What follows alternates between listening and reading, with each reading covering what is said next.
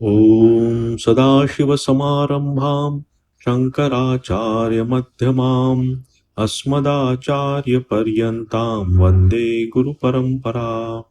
वसुदेवसुतं देवं कंसचाणूरमर्दनं देवकी परमानन्दं कृष्णं वन्दे जगद्गुरुम्।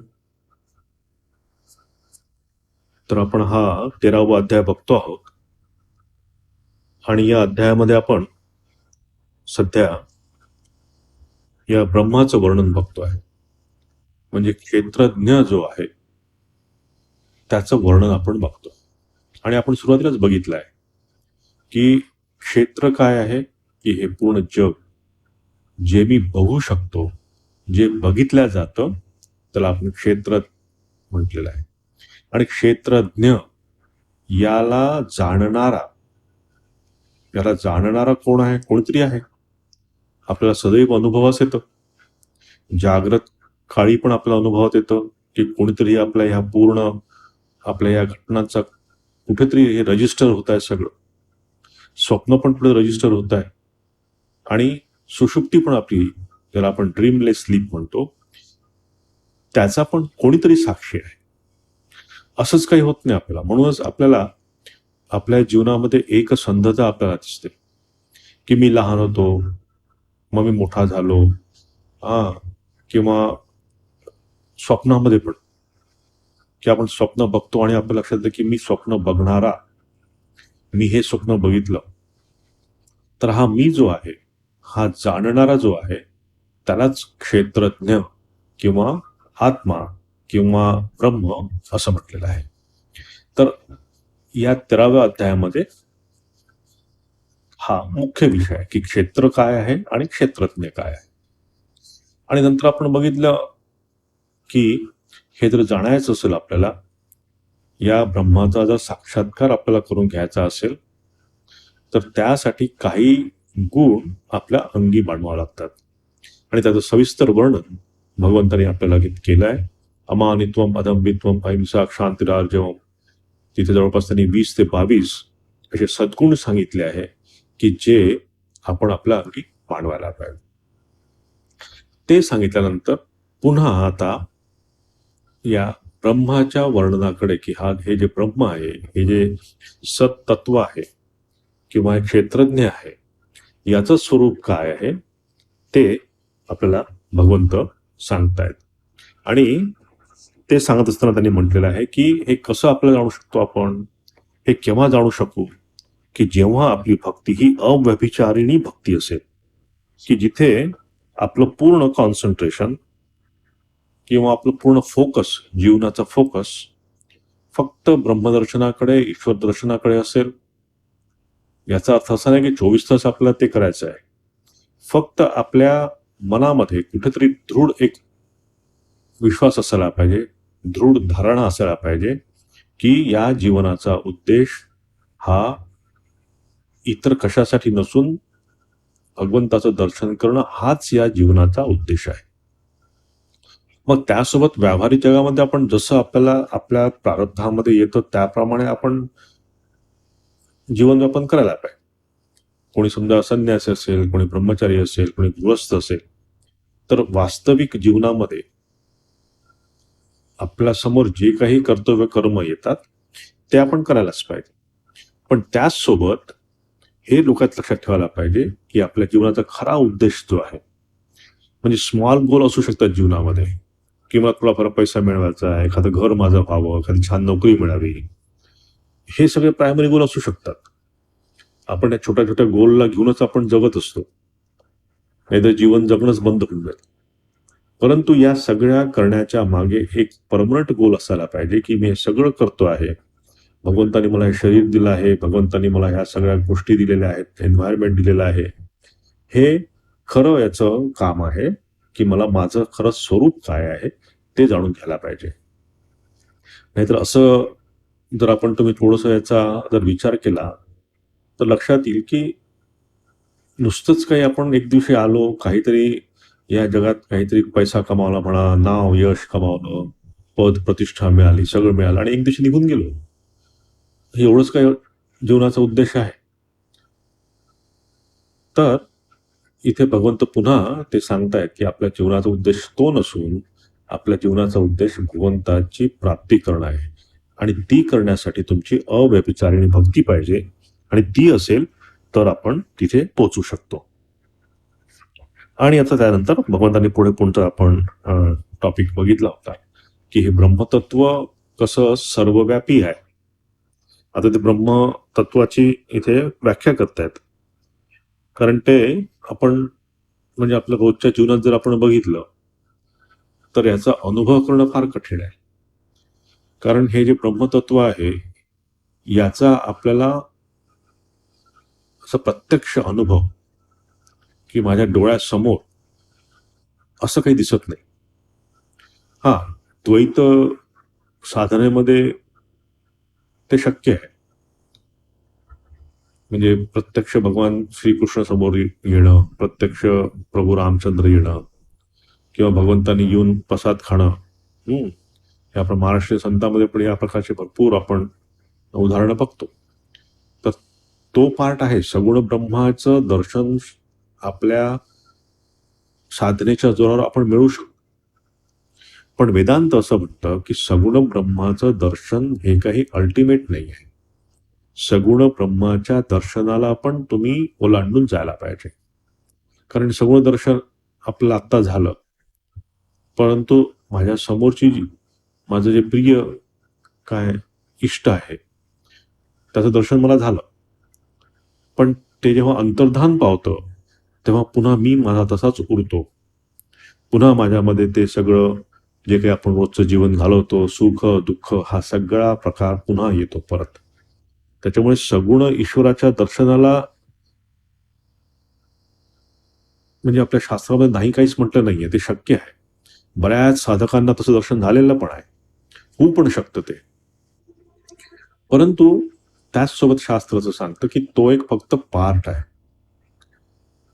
हा, ते पूर्ण नाहीये. म्हणजे दहरमेव व्यक्तत्वम नूनम केनोपनिषदा म्हणतात की सगुण ब्रह्माचं तुम्हाला दर्शन झालं तर दहरमेव, तुम्ही थोडासा फक्त ब्रह्माचा एक भाग फक्त जाणला, संपूर्ण भाग जाणला नाही. 50% फक्त तुम्ही ब्रह्माचा भाग जाणला, सगुण ब्रह्माचा ज्ञान तुम्हाला झालं, पण निर्गुण ब्रह्माचं ज्ञान तुम्हाला झालेलं नाहीये. आणि त्यामुळे भक्ताच्या मनात सदैव अशांती असते. तुम्ही बघा, तुम्ही सगळ्या भक्ती योगाचे जे साधक आहे त्या सगळ्यांचं तुम्ही जीवन बघा, तुम्हाला दिसून येईल की त्यांच्यामध्ये सदैव अस्थिरता, त्यांच्यामध्ये सदैव एक अगतिकता, म्हणजे ब्रह्माच्या दर्शनासाठी म्हणतोय, संसारासाठी नाही, पण सदैव एक ओढ, या प्रकारचा त्यांच्या मनामध्ये भाव असतो. कम्प्लीट काय म्हणतात त्याला, फुलफिलमेंट त्याला म्हणतो आपण, ती नसते. आपल्याला त्या भगवंताच्या दर्शनासाठी अशांत त्यांच्या मनामध्ये दिसून येते. आपण श्रीरामकृष्ण जीवनामध्ये पण बघतो, श्रीरामकृष्ण सदैव अशांत असायचे की मला भगवंताचं दर्शन केव्हा होईल केव्हा होईल. झाल्यानंतर पण त्यांचा तोच भाव असायचा. पण जेव्हा त्यांना तोतापुरी येऊन ब्रह्मज्ञान दिलं तेव्हा त्यानंतर त्यांचं सगळं हे थांबलं. तर सांगायचा माझा मूळ उद्देश इथेच आहे की सगुण ब्रह्माच्या दर्शनाने एक भाग फक्त आपल्याला कळला, पण त्यामुळे पूर्ण दर्शन, समग्र दर्शन ज्याला म्हणतो, विज्ञानासहित ज्ञान विज्ञान, ज्ञान म्हणजे सगुण ईश्वराचं ज्ञान आणि विज्ञान म्हणजे निर्गुण ब्रह्माचं ज्ञान, ते जोपर्यंत होत नाही तोपर्यंत आपल्या मनातली अशांती, अतृप्तता, असुरक्षितता ही जात नाही. आणि ती घालवण्यासाठी म्हणून हे ब्रह्मदर्शन किंवा माझं स्वतःचं स्वरूप काय, ब्रह्म म्हणजे काय असं वेगळं काही नाहीये, पण माझं खरं स्वरूप काय आहे, माझ्या मनामध्ये, माझ्या शरीरामध्ये जो काही हे चैतन्य स्वरूप आहे, ज्या चैतन्यामुळे मी बोलू शकतोय, ज्या चैतन्यामुळे आपण चालू शकतोय, ज्या चैतन्यामुळे तुम्ही ऐकू शकता आहे, ते चैतन्य तत्व काय आहे, याचं जोपर्यंत आपल्याला भान होत नाही, याचं जोपर्यंत आपला साक्षात्कार होत नाही, तोपर्यंत ती अशांती जात नाही. आणि म्हणून हा ब्रह्माचा किंवा या ब्रह्माच्या स्वरूपाचा पुन्हा सब्जेक्ट इथे भगवंतांनी आणलेला आहे. आणि ते बघताना आपण बघितलं होतं की म्हणतात भगवंत की हा जो हे जे ब्रह्म आहे हे सगळं नामरूपाच्या वरती आहे. हे कुठलंच नामरूप इथे थांबू शकत नाही. ज्ञेयम यत्तत् प्रवक्ष्यामि यत् ज्ञात्वा अमृतम अश्नुते अनादिमत परम ब्रह्म न सत्तं नासदुच्यते. की हे जे ब्रह्मतत्व आहे हे जाणल्याने काय होतं? अमृतत्व मिळतं. अमृत घेतल्यानंतर काय होतं? आपण अमर होतो, म्हणजे परत येत नाही. अमर होणं म्हणजेच त्याला म्हणतात की आपण कधीच परत येऊ शकणार नाही, नंतर अमर झालं. तर हे अमरत्व मिळण्यासाठी म्हणून काय म्हणतात ते की हे ब्रह्माचं साक्षात्कार करून घ्यायला पाहिजे. आणि हे ब्रह्म काय आहे? अनादी आहे. हे अनंत काळापासून आहे, त्याचं कधी सुरुवात पण नाही किंवा त्याचा एंड पण नाही आहे. अनंत काळापासून हे चालू आहे. आणि तिथे म्हणतात ते की हे अकाल काय न समजणारं तत्व असं आहे. म्हणजे सत पण आहे आणि असत पण आहे. सत आहे म्हणजे काय? मला दिसतं, ह्या जगाचा अनुभव येतोय मला, मी बघू शकतोय हे. पण जेव्हा मला ज्ञान होईल तेव्हा मला या जगाची खरी सत्यता पटेल की जग कधी अस्तित्वात नव्हतंच, फक्त ब्रह्मच होतं. आता मी इथे नामरूप बघतोय. हे घड्याळ बघतोय, हा कम्प्युटर बघतोय, मोबाईल बघतोय. तर नामरूपाने वेढलेलं मी हे जग बघतोय. आता जसं उदाहरण द्यायचं झालं तर स्वप्नामध्ये आपण स्वप्न बघतो. स्वप्नामध्ये भरपूर वेगवेगळ्या गोष्टी आपण बघतो, चांगल्या वाईट सगळंच बघतो. पण जसं ते स्वप्न आपलं दुभंगतं, जसं आपण स्वप्नातनं बाहेर येतो तसं आपल्या लक्षात येतं की हे सगळं खोटं होतं. हा फक्त भास होता, माझ्या मनाचा विकार होता, माझ्या मनाची वृत्ती होती फक्त ही. ह्या वृत्तीशिवाय स्वप्न काहीच नाही आहे. वृत्ती ज्ञान आहे फक्त, की माझ्या मनात वृत्ती आली की मी राजा झालो, माझ्या मनात वृत्ती आली की मी चोर झालो. तर जसं हे स्वप्नात जे आपण बघतो ते जसं वृत्ती ज्ञान आहे, ते जसं वृत्ती ज्ञान आहे, तसंच ह्या जागृतीमध्ये पण मी जे काही बघतो आहे, तुम्हाला बघतो आहे, हा सगळं माझ्या चारी कडे ह्या सगळ्या गोष्टी बघतो आहे, हे पण वृत्ती ज्ञानच आहे. हे खरं ज्ञान आहे. आज आपल्याला कळत नाहीये ते. कोणी जर असं म्हटलं की अरे तू स्वप्न बघतोय, तर तुम्ही वेळात कळाल. तुम्हाला कोणी जर म्हटलं की तू स्वप्नात हे सगळं प्रवचन ऐकतोय, तुम्हाला काय सांगताय? हे मी प्रत्यक्ष ऐकतोय की मला आवाज ऐकू येतोय, माझ्या कानात जात आहे, मला सगळं कळत आहे. हे कुठं होत आहे मग? तर बघा, स्वप्नात तसंच करतो आपण. कुठं अमेरिकेला काय जातो, तिथे खातो काय, आपण आपल्या मित्रांशी भेटतो काय, सगळं सगळं तर रिअल असतं सगळं स्वप्नामध्ये. प्रत्येक गोष्ट स्वप्नात रिअल असते. त्यावेळेस स्वप्न बघताना आपल्याला सगळंच रिअल वाटतं. पण स्वप्न तुटलं तर तेव्हाच त्याला मिथ्यात्व येतं, की ते त्यावेळेस खरं होतं, पण जेव्हा मला खरं ज्ञान झालं तेव्हा ते गेलं. तसंच हे जग या वास्तविक स्वरूपामध्ये मला सत्य वाटतंय, पण जसं मला ज्ञान होईल, जसं मला या नामरूपाच्या बाहेर जसा मी आलो. कसं आहे तुम्ही नामरूपाच्या बाहेर?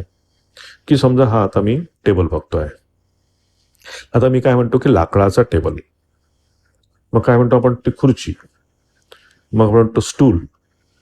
आता हे आपण नाव दिलं, स्टूल हे एक नाव झालं, खुर्ची हे एक नाव झालं, टेबल हे एक नाव झालं.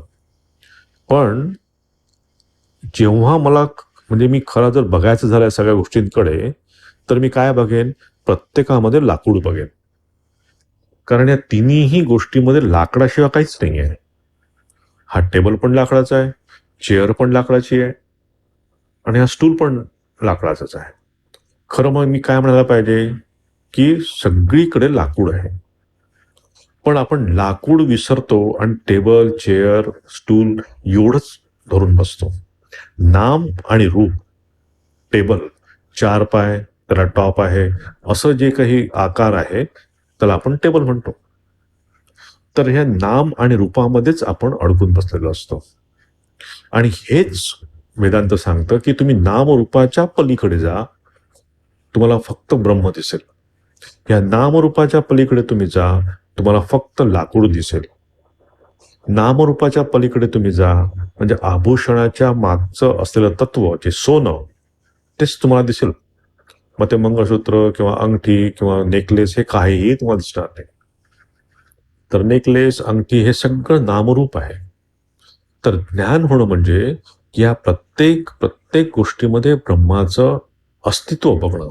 जे मी सदैव तुम्हाला उदाहरण देतो की मी आता हे सगळ्या गोष्टी बघतोय, पण हे बघत असताना हा लाईट पण आहे. लाईट प्लस पुस्तक, light plus mobile, light plus table असं मी बघतोय. पण आपण लाईट विसरून जातो आणि ह्याच गोष्टी धरून बसतो. तर हे ब्रह्मदर्शन होणं म्हणजे काही खूप मोठे काही गोष्ट नाही आहे. फक्त ह्या बदलत्या नामरूपाच्या मागे एक स्थिर सत्ता आहे, जी कधीच न बदलणारी सत्ता आहे. जागृत काळामध्ये, स्वप्न काळामध्ये आणि सुषुप्ती काळामध्ये ती कधीही न बदलणारी सत्ता जी आहे, ते जे अनादि तत्व आहे, हे तिन्ही काळामध्ये जे कधी बदलत नाही, त्यालाच ब्रह्म म्हणतात. हे आपण मागच्या वेळेस बघितलं होतं. आणि ते कुठे आहे? सगळीकडेच आहे. सर्वतो पाणिपादम तत् सर्वतो शिशिरोमुखम आपण वाचलं ते, की हे मग हे ब्रह्म कुठे सापडेल? तुम्ही हे सगळं ब्रह्म ब्रह्म ब्रह्म म्हणता, पण कुठे मिळणार कुठे? त्याचं ठिकाण काय आहे? तर भगवंत म्हणतात की सगळीकडे आहे, ते कुठे नाही आहे. प्रत्येक गोष्टीमध्ये आहे. तुझ्या हातात, पायात, काय सगळं बाजूंनी, सगळ्या गोष्टींनी या पूर्ण विश्वामध्ये हे ब्रह्मतत्व नटलेलं आहे, भरलेलं आहे. आणि काय होतं हे की मला प्रत्यक्ष मग बघायचं आहे. तर जे गीता म्हणते किंवा आपलं भगवंत म्हणतात की ते तुमच्या इंद्रियाद्वारेच तुम्ही बघताय त्याला. म्हणजे इंद्रियाद्वारेच ते प्रकाशित होत आहे. तुम्हाला कळत नाहीये फक्त. आता कोणी जर एखाद्या मुलाने हट्ट केला की मला इलेक्ट्रिसिटी दाखवा, इलेक्ट्रिसिटी दाखवा, तो दाखवू शकणार आहे का? तुम्ही मला सांगा. तुम्ही काय म्हणाल त्याला की तो बघ फॅन, तो फॅन फिरतो म्हणजे इलेक्ट्रिसिटी आहे. तो बघ लाईट, तो लाईट फिरतो म्हणून तिथे इलेक्ट्रिसिटी आहे. म्हणजेच काय की जोपर्यंत आपण हा देह घेतलेला आहे, तर या देहातून या पंचेंद्रिय पंचकर्मेंद्रियाद्वारे जी काही क्रिया होते, त्या क्रियेचा साक्षी ब्रह्मच आहे. मला जेव्हा जेव्हा फॅन बघतो मी, तेव्हा तेव्हा मला इलेक्ट्रिसिटीची जाणीव होते. जेव्हा जेव्हा मी लाईट बघतो, जळत असलेला लाईट, तेव्हा तेव्हा मला त्या इलेक्ट्रिसिटीची जाणीव होते. म्हणजेच आपल्या ह्या सगळ्या इंद्रियातनं ओतप्रोत भरलेलं हे ब्रह्म आपण सदैव बघत असतो, आपण अनुभव करत असतो. म्हणून ते म्हणतात की सर्वेंद्रिय गुणाभासम सर्वेंद्रिय विवर्जितम, की या सगळ्या इंद्रियांमध्ये तो अनुत्सित आहे, सगळ्या इंद्रियाद्वारा तो प्रगट होतो आहे, पण या सगळ्या इंद्रियांच्या तो अतीत आहे. म्हणजे इंद्रिय म्हणजे तो नाही आहे. बघा सूक्ष्म फरक आहे इथे, की मी या डोळ्यांनी बघतोय, माझ्या तोंडाने बोलतोय, म्हणजे याच्या द्वारे तो प्रकाश त्याचा होतोय. म्हणजे फॅन म्हणजे इलेक्ट्रिसिटी नाहीये, लाईट म्हणजे इलेक्ट्रिसिटी नाहीये, लक्षात घ्या. हे मिक्सर तुमच्या घरात चालतं इलेक्ट्रिकचं, ते म्हणजे इलेक्ट्रिसिटी नाहीये. त्याच्या मागे असलेली जी न दिसणारी सत्ता आहे, ती आहे इलेक्ट्रिसिटी. या लाईटच्या मागे न दिसणारी एक सत्ता आहे, ती इलेक्ट्रिसिटी. फॅनच्या मागे न दिसणारी इलेक्ट्रिक सत्ता आहे, ती इलेक्ट्रिसिटी. तसंच हे सगळ्या परिवर्तनशील माझ्या या जगामध्ये, माझ्या या इंद्रियांच्या मध्ये एक अशी अपरिवर्तनीय अशी एक कुठली गोष्ट आहे की जिला मी बघू शकत नाही. मी प्रत्यक्ष त्याला बघू शकत नाही, फक्त अनुमान करू शकतो. तसं प्रत्यक्ष मी इलेक्ट्रिसिटी बघू शकत नाही, पण फॅनवरनं अनुमान करू शकतो इलेक्ट्रिसिटी आहे की नाही आहे. तसंच इथे भगवंत म्हणतायत की हे सर्व इंद्रियांच्या थ्रू या ब्रह्माचा प्रकाश जरी होत असला, तरीही ते या इंद्रिय नाही असं चुकीचं समजू नको. कारण असं होऊ शकतं, त्या इंद्रियांनाच आपण ब्रह्म समजू शकतो.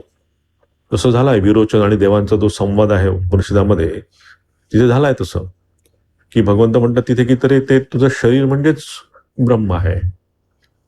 तर राक्षसांना वाटलं बस शरीर म्हणजेच ब्रह्म आहे, मग ते शरीर सुखामध्येच ते वाहवत गेले. पण इंद्र जेव्हा त्याला वाटलं, त्यांनी थोडासा विवेकी होता तो, त्याने विचार केला की शरीर कसं हे ब्रह्म होणार आहे, की कारण शरीर तर नष्ट होणार आहे. मी आधी लहान होतो, आता मोठा झालो, अजून म्हातारा होईल, हे जरा रोग सगळे याला लागलेले आहेत, मग शरीर कसं ब्रह्म होईल? म्हणून तो पुन्हा जातो गुरुकडे की मला शिकवा. तर सांगायचा उद्देश असा आहे की या इंद्रियांच्या मधनं तो प्रकाशित झालेला दिसतो आहे, पण ते इंद्रिय म्हणजे तो नव्हे. सर्वेंद्रिय गुणाभासम, तो सगळ्या इंद्रियातनं तो भासमान होतो, पण सर्वेंद्रिय गुण विवर्जितम, तो कुठल्याही या काय ज्ञानेंद्रिय किंवा कर्मेंद्रिय म्हणजे तो नाही आहे. आणि मग पुढे म्हटलं त्यांनी की बहिरंतस्य भूतानाम अचरम चरमेवच, आणि खूप सूक्ष्म आहे हे तत्व, अतिशय सूक्ष्म हे तत्व आहे हे की जे साधारण या बुद्धीला ते आपण त्या साधारण बुद्धीने त्याला आपण धरू शकत नाही, असं हे तत्व आहे. आता आज आपण 16वा श्लोक बघू. इथे म्हणतात ते अविभक्तंच भूतेषु विभक्तमिव च स्थितम भूतभर्तृच तज्ज्ञेय रसिष्णू प्रभविष्णूच. आणि तो विभागरहित एकरूप असा आकाशासारखा परिपूर्ण भरलेला असूनही चराचर सर्व भूतात पृथक पृथक झाल्याप्रमाणे स्थित असल्यासारखा भासतो. तो ज्ञेय परमात्मा विष्णू रूपाने भूतांचे धारण पोषण करणारा आणि रुद्र रूपाने सर्वांचा संहार करणारा, तसेच ब्रह्मा रूपाने सर्वांना उत्पन्न करणारा आहे. तीच ती व्याख्या कंटिन्यू होते आहे की अविभक्तम च भूतेषु विभक्तमिव च स्थितम, की हे ब्रह्मतत्व हे अविभक्त आहे, हे वेगवेगळं नाही आहे, एकच तत्व आहे. परंतु आपल्याला या नामरूपामुळे वेगवेगळं वाटतं. मी वेगळा आहे, तुम्ही वेगळा आहेत, माझ्या ऑफिसमध्ये काम करणे इतर लोक वेगवेगळे आहे, म्हणून मला वेगवेगळे वाटतात. ते वेगवेगळे कसे वाटतात? नाम आणि रूप वेगळं असल्यामुळे ते वेगवेगळे वाटतात मला. पण त्यांच्यामध्ये असलेलं चैतन्य रूप जर तुम्ही बघितलं तर ते मात्र एकच आहे. तिथे कुठलाही फरक नाही. छोटा लाईट, 0 वॅटचा लाईट, 40 वॅटचा light, tube light, search light किंवा काय हॅलोजन लाईट, हे लाईटचे वेगवेगळे प्रकार आहेत. त्याच्यामुळे आपण म्हणतो की तो छोटा, मोठा, जास्त प्रकाश देणारा, कमी प्रकाश देणारा, परंतु त्यामागे असलेली इलेक्ट्रिसिटी मात्र एकच आहे. ती चेंज होणारी नाही आहे, एकच सत्ता आहे त्याच्यामागे. तसंच या जगामध्ये आपण हे नानात्व बघतो, वेगवेगळ्या गोष्टी बघतो, आपण वेगवेगळे आकार बघतो, वेगवेगळे नाव आपण बघतो, पण इथे भगवंत म्हणतात की या सगळ्या नामरूपांच्या मागे तो एकटाच दडलेला आहे. अविभक्तमच भूतेषु, की तो अविभक्त आहे. कशामुळे? आणि विभक्त मिवच स्थितम, परंतु तो भासतो असा वेगवेगळा झालेला. कशामुळे भासतो वेगवेगळा झालेला? नामरूपांमुळे. नाम आणि रूप हे त्या ब्रह्माचं, हे मायेचं स्वरूप आहे.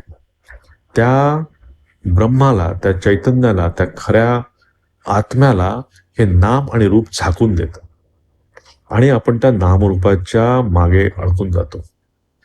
नामरूपच सगळं आहे हे आपल्याला वाटतं. हा टेबल, चेअर किंवा स्टूल ह्या नामरूपात अडकून बसतो आपण, आणि तो जे लाकूड आहे त्याचं खरं तत्व ते विसरून जातं.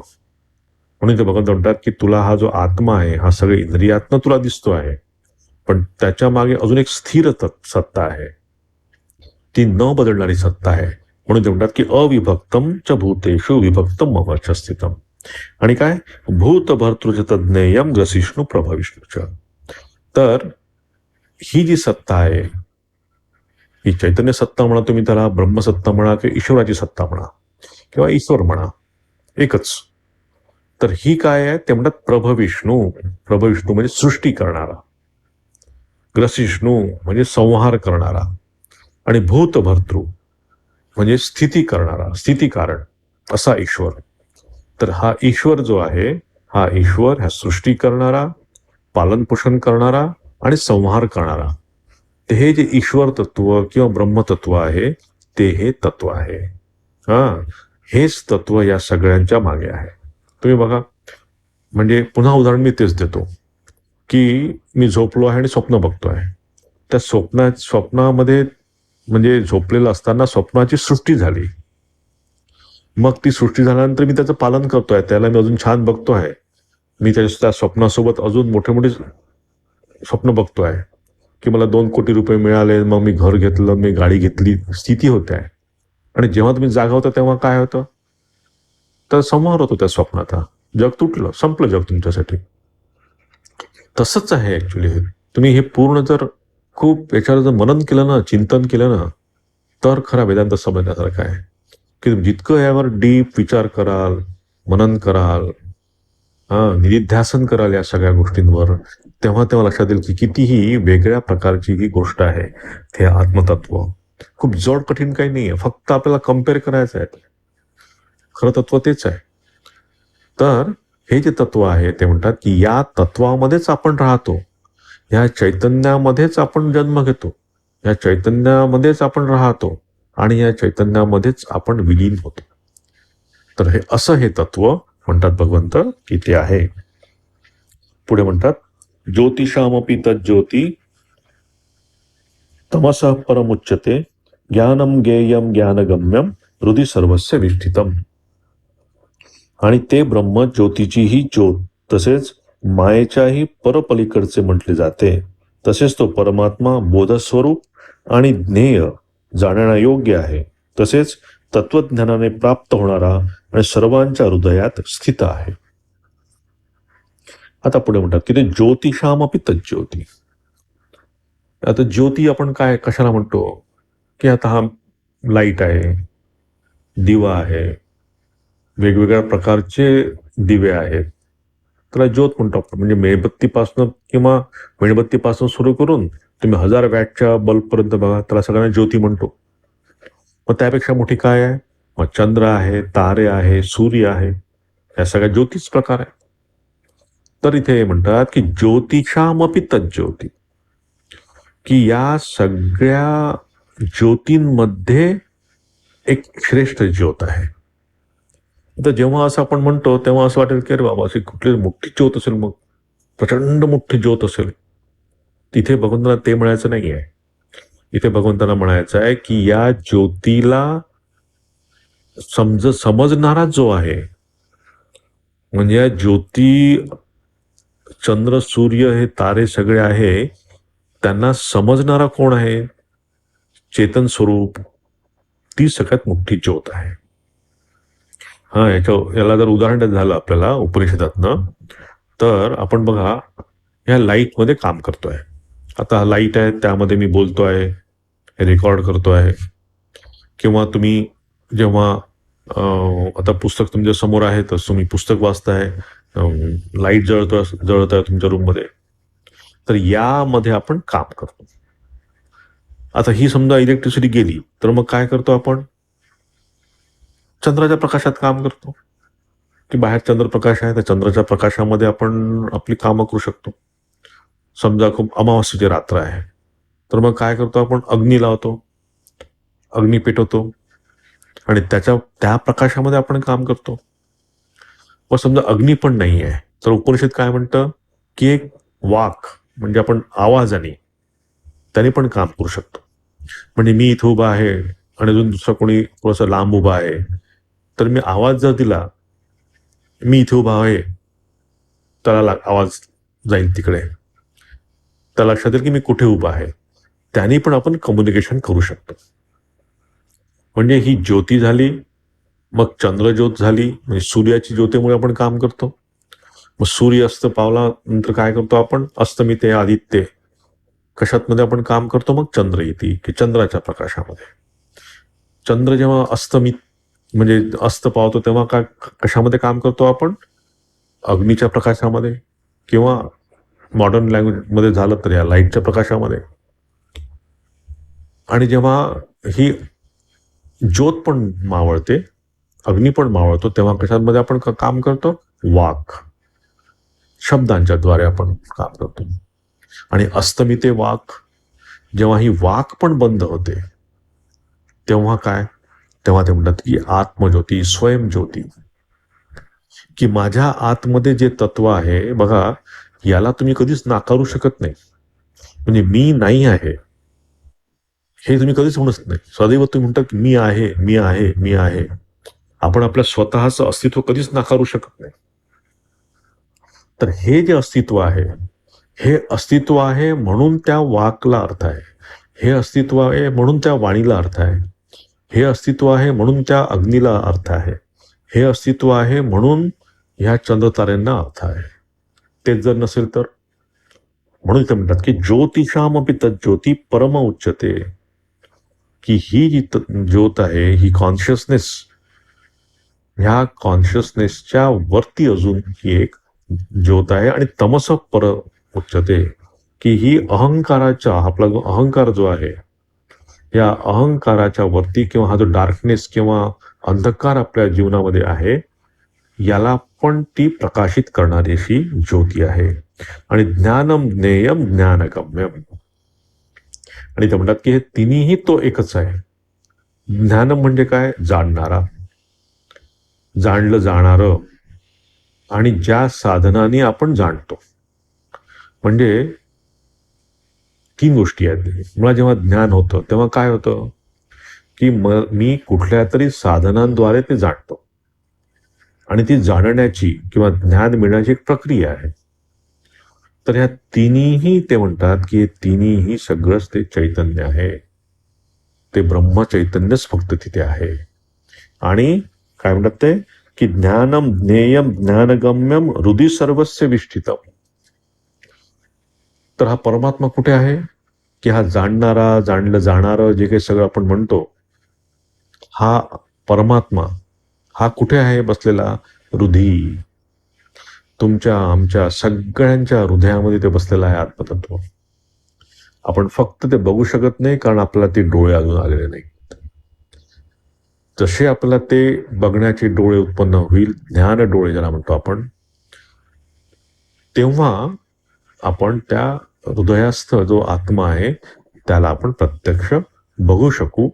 ते जिथे भगवंत सांगतायत की ती जी ज्योत आहे, ती आत्मज्योत, ती ब्रह्मज्योत किंवा चैतन्याची ज्योत जी आहे, ही ज्योत प्रत्येकाच्या हृदयामध्ये आहे. त्या ज्योतीचा आपण अनुभव करून घ्यायला पाहिजे, असं इथे भगवंत म्हणतात. पुढे म्हणतात इति क्षेत्रम तथा ज्ञानम ज्ञेयम चोक्तम समासतः मद्भक्त एतद् विज्ञाय मद्भावायोपपद्यते.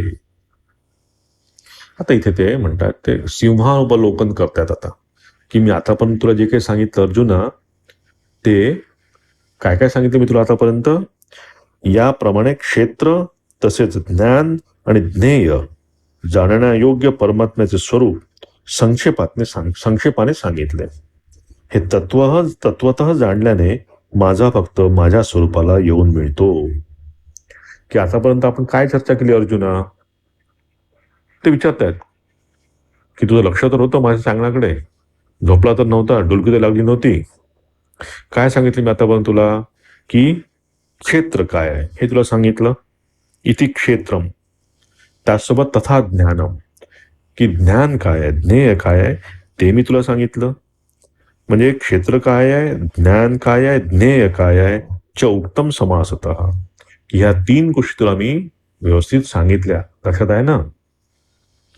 आणि मद्भक्त एतद् विज्ञाय मद्भावायोपपद्यते, आणि हे तत्व माझ्या भक्ताला, म्हणजे मग त्यांनी सांगितलं होतं याच्यापूर्वी आपल्याला की अव्यभिचारिणी भक्ती पाहिजे.